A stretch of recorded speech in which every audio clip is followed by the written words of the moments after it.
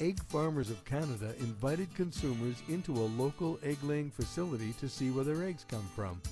Here's a summary of the experience. I teach English, so I said, really? You want me to come? And what am I going to learn at an egg barn? I want to welcome everybody to the farm. We're going to go into our egg-laying operation here today, give you a tour and show you around, give you lots of chance to ask lots of questions. These hens are on 14 hours of light and 10 hours of darkness every day. So the lights come on at midnight and go off at 2 o'clock in the afternoon. Part of the reason that we do that is because during the hardest part of the day, it's when the birds are quiet. And the other reason is when we come to work at 7 o'clock in the morning, 95% of the eggs are already here. Get the eggs collected, get them in the cooler really, really fast. They actually look like they have more room than I thought that they would, but I'm surprised at how clean the eggs are. I know that we've had friends who have given us eggs from their backyard chicken coop, and they don't look like these. So. Yeah.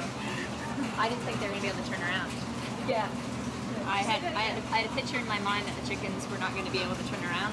Where does all the feces from the birds go? This is the belts there between underneath the cages. So we run those belts 3 times a week. He gets into the basement under the building, and then once a week that's cleaned out. We haul it away. We spread on the fields around the farm to grow grass.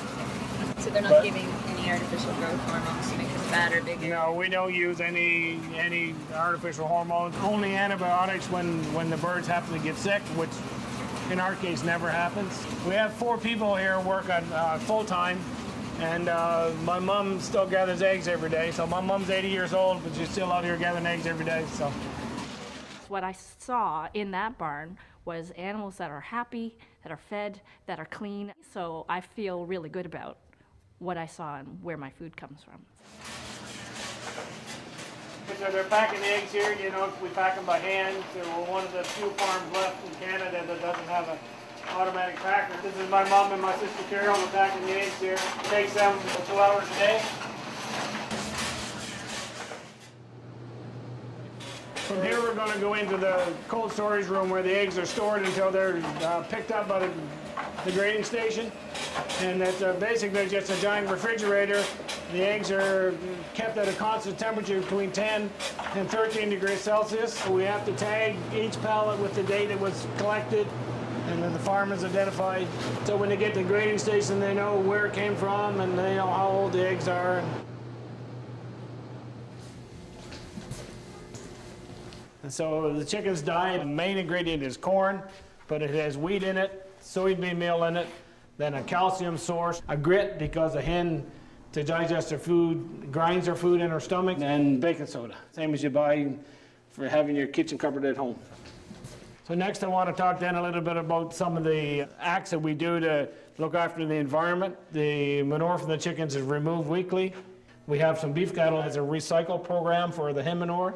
We spread it on the ground, it grows the grass, the cows eat the grass.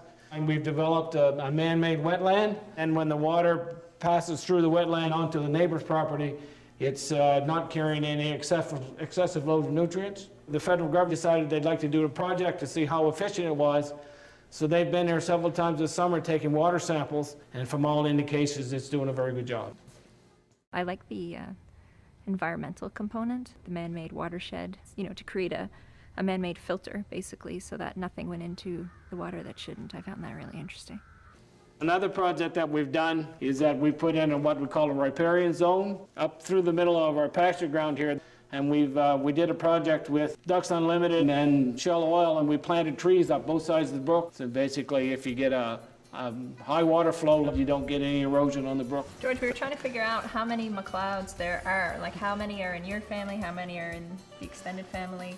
I represent the 4th generation of McLeods on this property now, and my nephew Paul is involved with us since he graduated from university. He represents the 5th generation.